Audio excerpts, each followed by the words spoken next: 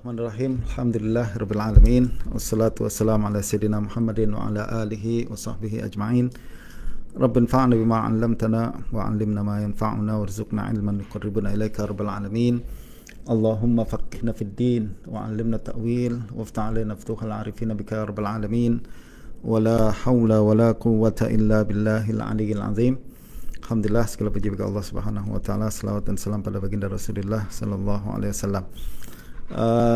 Ini adalah pembacaan sesi yang ke-12, bacaan kitab Ma'rifah Anwa' Ulumil Hadis lil Imam Al-Hafiz Abi Abdullah Al-Hakim An-Naisaburi, dan kita sekarang memasuki Naw' As-Sadis. Betul Ustaz? Zikrun Naw' As-Sadis min Ma'rifah Ulumil Hadis. Silakan Ustaz. Bismillah. على ذكر النوع السادس من معرفة علوم الحديث. النوع السادس من هذا العلم معرفة المسانيد التي لا يذكر سندها عن رسول الله صلى الله عليه وآله وسلم. مثال ذلك ما حدثناه أبو نصر محمد بن حامد الترمذي قال حدثنا محمد بن حبال الصنعاني قال حدثنا عمرو بن عبد الغفار الصغاني قال حدثنا بشر ابن السري قال حدثنا زائدة عن عمار أبي معاوية عن سعيد بن جبير عن ابن عباس رضي الله عنهما قال كنا نتمضمض من اللبن ولا نتوضأ منه. قال أخبرنا أبو نصر أحمد بن سهل الفقيه ببخارى قال حدثنا صالح بن محمد ابن حبيب الحافظ قال حدثنا محمد بن عمرو ابن جبلة قال حدثنا حرمي قال حدثنا حرمي ابن عمارة قال حدثنا هارون بن موسى قال سمعت الحسن يحدث عن أنس بن مالك قال كان يقال في أيام العشر بكل يوم 1000 يوم ويوم عرفة 10,000 يوم. قال يعني في الفضل.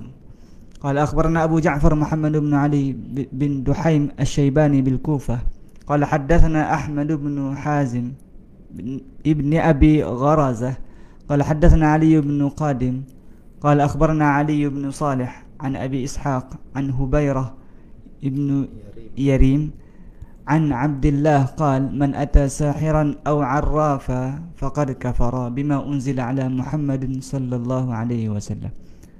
وهذا باب كبير يطول ذكره بالأسانيد، فمن ذلك ما ذكرناه، ومنه قول الصحابي المعروف بالصحبة أمرنا أن نفعل كذا ونهينا عن كذا وكذا وكنا نؤمر بكذا وكنا ننهى عن كذا وكنا نفعل كذا وكنا نقول ورسول الله صلى الله عليه وسلم فينا وكنا لا نرى بأسا بكذا وكان يقال كذا وكذا وقول الصحابي من السنة كذا وأشباه ما ذكرناه إذا قاله الصحابي المعروف بالصحبة فهو حديث مسند وكل ذلك مخرج في المسانيد.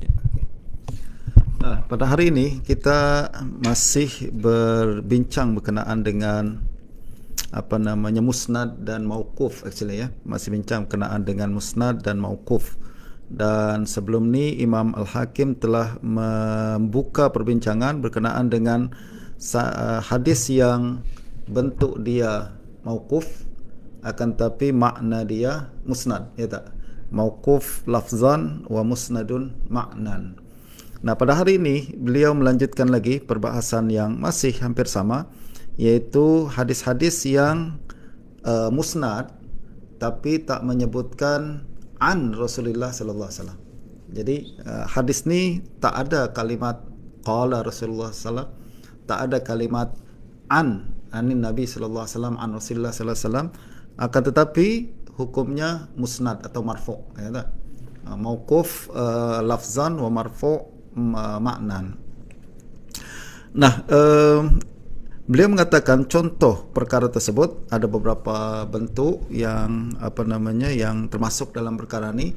Ada beberapa hadis-hadis tertentu yang walaupun tak sebut qala Rasulullah sallallahu alaihi wasallam, akan tapi sebenarnya dia dalam hukum marfu' atau dalam hukum musnad.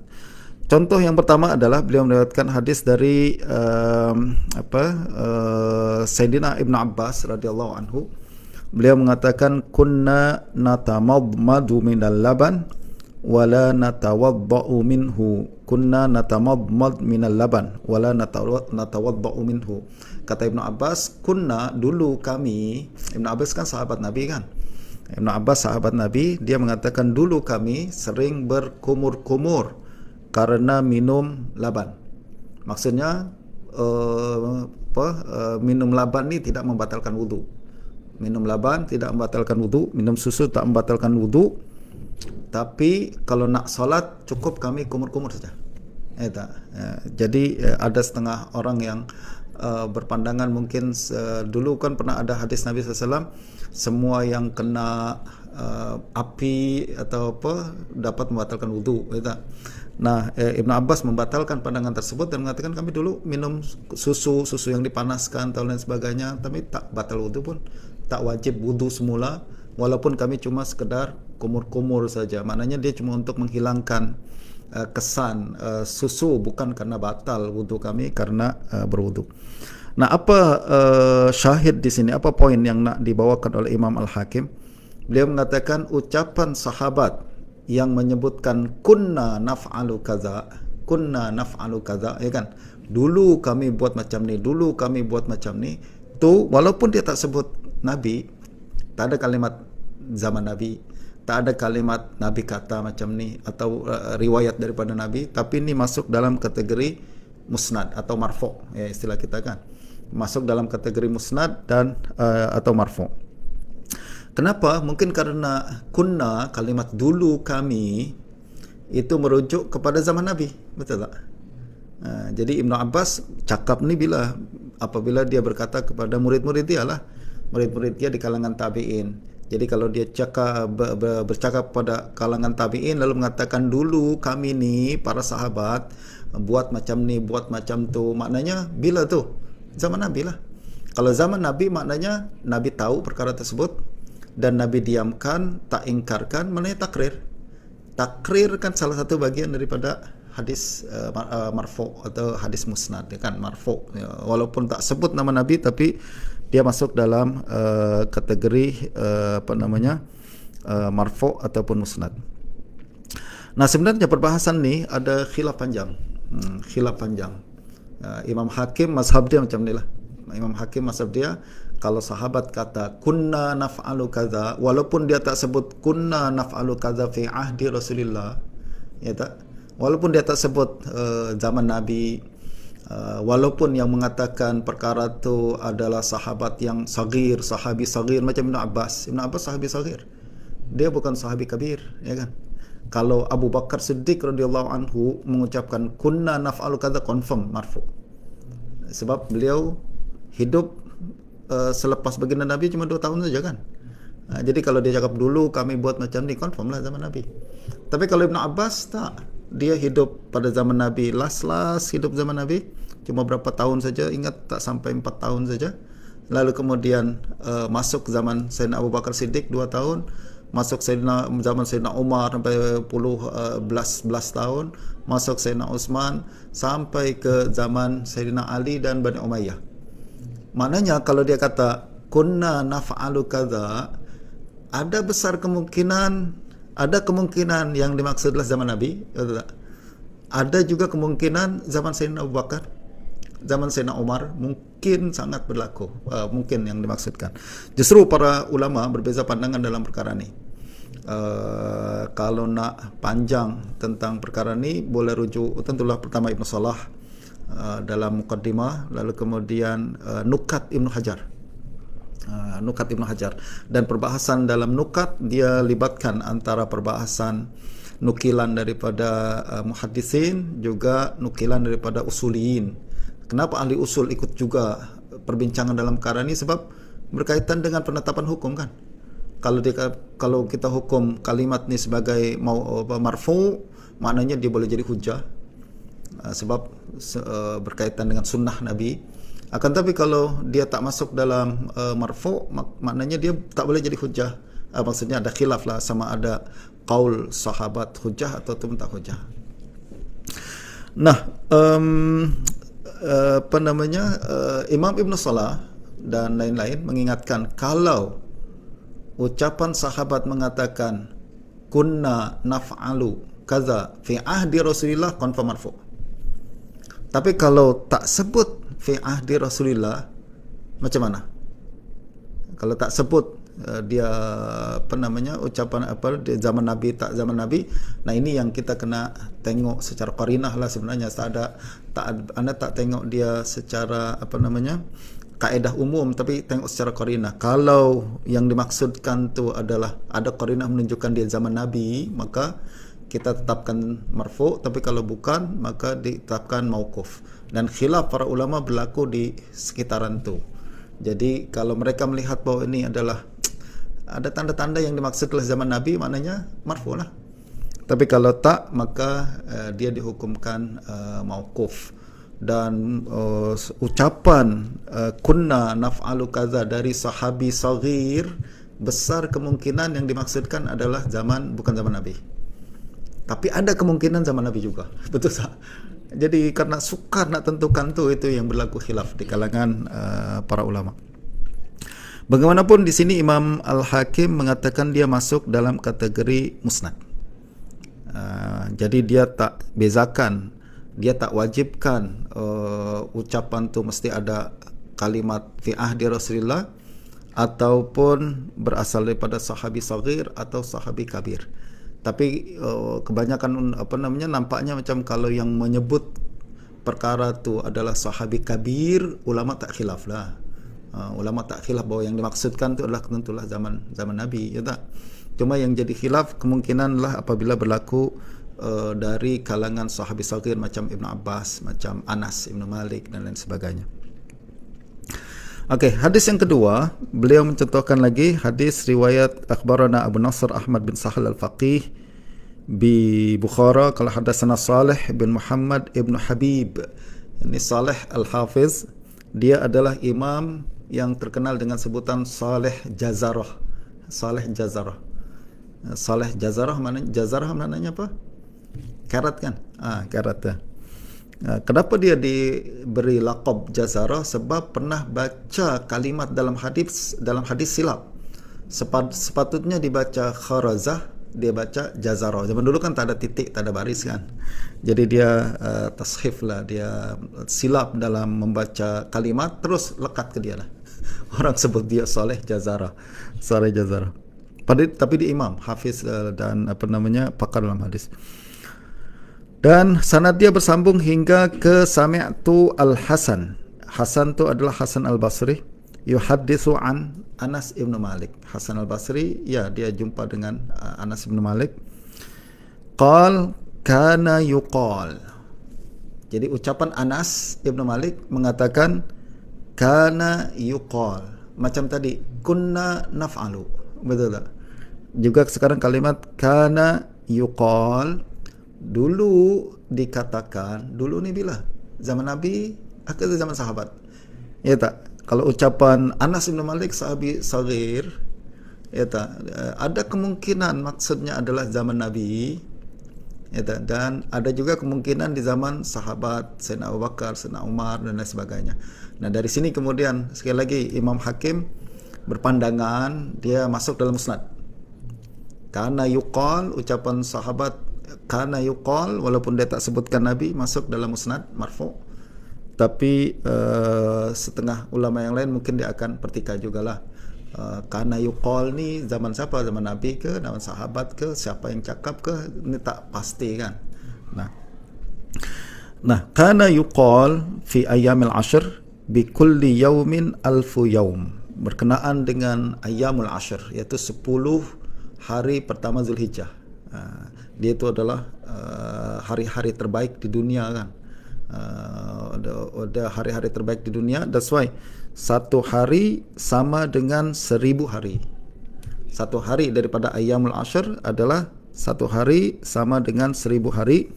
Tapi hari Arafah masuk dalam Ayyamul Ashr juga. Hari Arafah lain. Satu hari sama dengan 10,000 yaum. 10,000 hari. Ya, yakni fil fadl, dalam kelebihan dia, ya kan, dalam kelebihan dia.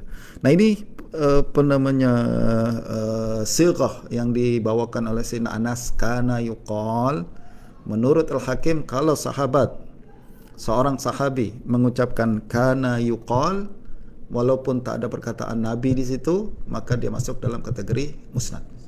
Nah, tapi tentulah ada khilaf di kalangan ulama yang lain sama ada dia setuju atau tak setuju, sebab poinnya adalah kita tak eksplisit melihat bahwa ini yang dimaksudkan adalah baginda Nabi SAW. Ada kemungkinan yang dimaksudkan adalah zaman selepas zaman Nabi.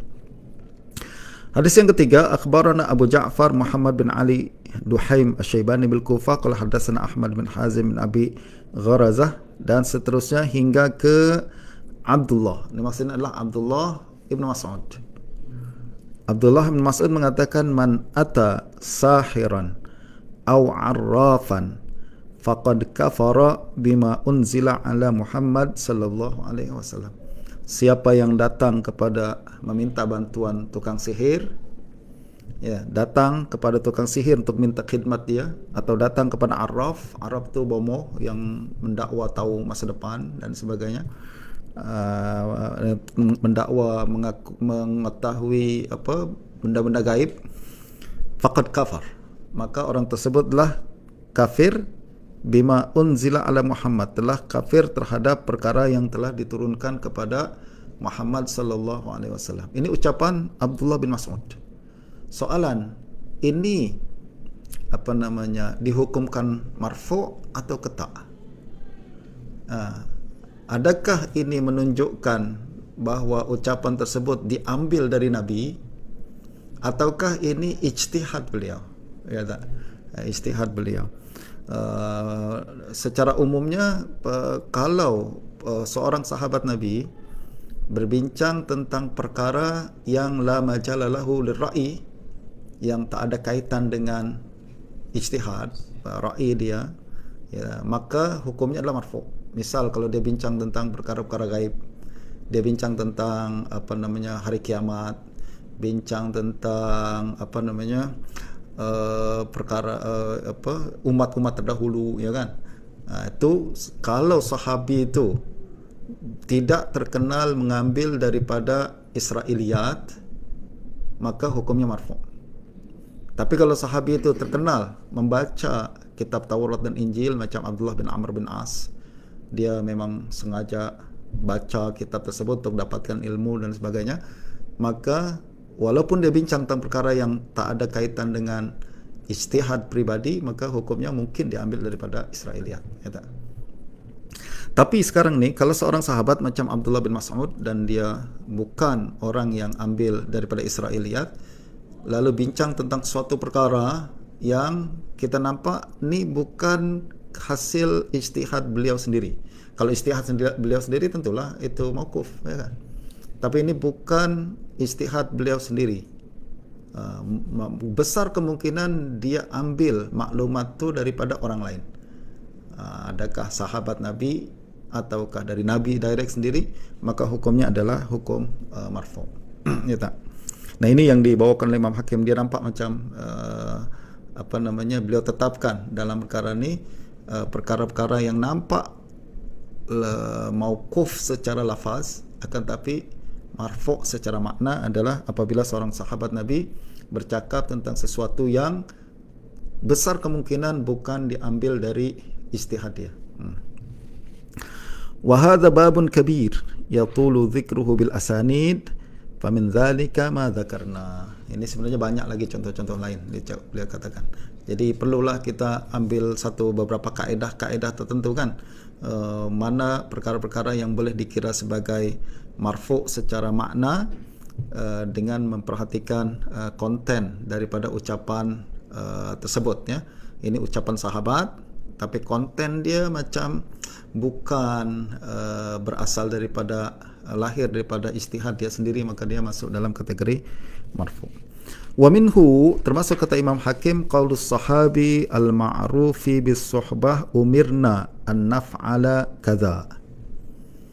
Kalau ada seorang sahabat katakan kami diperintahkan buat macam ni, kata Hakim tu secara mutlak marfu. Sebab siapa yang perintah sahabat kalau bukan Nabi? Ya kan? Mestilah ini adalah perintah Nabi. Ya, jadi walaupun dia tak sebut nama Nabi, tapi kalau seorang sahabat Nabi katakan umirna, maknanya dia adalah menceritakan perintah baginda Nabi sallallahu alaihi wasallam. Bagaimanapun perkara ini tentulah masih terbuka untuk perbincangan juga. Kalau sahabi kabir macam Abu Bakar, Umar, Utsman, ya kan, Ali, Abu Ubaidah bin Al-Jarrah, dia kata umirna bi kaza, confirm yang suruh Nabi. Tapi kalau sahabi saghir macam Ibnu Abbas, macam Anas Ibnu Malik, dia kata umirna kaza, ada kemungkinan yang suruh tu adalah Sayyidina Abu Bakar. Sebab mereka hidup di zaman Sayyidina Abu Bakar. Abu Bakar jadi khalifah, Umar jadi khalifah, dan Abu Bakar dan Umar pernah memerintahkan sesuatu, menyuruh sesuatu. Tentulah kemungkinan ada kemungkinan bahawa yang dimaksud adalah yang suruh Sayyidina Abu Bakar atau Umar, ya tak? Justru dia tak 100% confirm. Dia tak 100% confirm. Kalau sekali lagi, kalau sahabi kabir, confirm lah dia Nabi yang suruh marfu'. Akan tapi kalau sahabi saghir, ada kemungkinan. Jadi kalau kita nampak ada seorang ulama tidak melihat perkara itu sebagai marfu', kita maklum lah, ya kan? Sebab dia ada poin juga untuk dia bawa. Wa nuhina an kaza wa kaza. Begitu juga kalau seorang sahabi mengatakan kami dilarang melakukan ini, melakukan itu, tentulah yang melarang Nabi. Itu secara umum, secara mutlak. Tapi kalau kita nak detail lagi, kita bezakan sahabi kabir, sahabi saghir, itu tak? Wa kunna nu'maru bi kaza, macam tu juga. Dulu kami pernah diperintah macam ni. Ya, secara amnya kata Imam Hakim masuk dalam musnad. Wa kunna nunha an kaza, wa kunna naf'alu kaza, macam wa kunna naf'alu tadi, kami dulu buat macam ni. Yalah, secara amnya tu kembali ke zaman Nabi. Itu kalau sahabi kabir. Tapi kalau sahabi saghir, ada kemungkinan maksudnya zaman Khulafa Rasyidin dan lain-lain. Wa kunna naqulu wa Rasulullah sallallahu alaihi wasallam fina. Dulu kami pernah kata macam ni, Rasulullah masih ada. Itu confirm marfu. Sebab dia sebut zaman Nabi. Zaman Nabi tentulah marfu. Wa kunna la nara ba'san bikaza. Dulu kami rasa macam perkara tu okey je. Ya, dulu kami berpandangan perkara tu okey. Dulu tu maksudnya mana? Kemungkinan adalah sahabat Nabi, zaman Nabi ya. Kalau boleh di zaman Nabi, maknanya hukumnya harus juga pada zaman berikutnya. Wa kana yuqalu kaza wa kaza. Tadi kita bincang kana yuqal wa qaulus sahabi minas sunnati kaza. Nah, begitu juga ucapan sahabi minas sunnah kaza. Jadi minas sunnah kaza misalkan. Maka ucapan sunnah tu dia difahami adalah sunnah Nabi. Jadi masuk hukum dalam musnad. Tapi ini sekali lagi ini adalah kaedah-kaedah umum, Ustaz. Kaedah umum. Nanti kalau kita masuk ke dalam praktikal, baca nusus kitab-kitab hadis sendiri kan, terutamanya baca nanti kitab Sunan Kubra Baihaqi, kita akan jumpa kalimat-kalimat minas sunnah, minas sunnah, minas sunnah.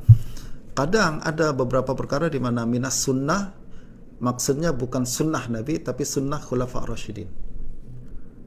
Jadi Imam Syafi'i sendiri kadang ada ucapan sahabat Nabi mengatakan minas sunnah kaza, dia tak katakan ni marfu, tapi ini adalah mauquf. Yang dimaksudkan adalah sunnah Utsman, sunnah Umar, ya kan? Nah itu sekali lagi ini semua adalah kaedah umum. Kaedah umum ini baru pembukaan kita kan. Jangan rasa macam kita baca kitab ni dah kuasai semua hadis. Tak, ini adalah untuk pembuka jalan kita untuk mendalami ilmu hadis. Ini adalah kaedah-kaedah umum dan kita akan nampak nanti secara praktikal ada pengecualian tertentu apabila ulama melihat ada qarinah-qarinah menunjukkan bahawa maksud sunnah di situ adalah sunnah Khulafa' Rasyidin, bukan sunnah Nabi. Terutamanya kalau diucapkan oleh sahabi saghir. Sahabi saghir kalau diucapkan sunnah, sekali lagi kita akan perlukan kepada qarinah luaran, eksternal yang membantu kita untuk faham maksud dia sunnah ni sunnah Nabi ke sunnah Khulafa' Rasyidin.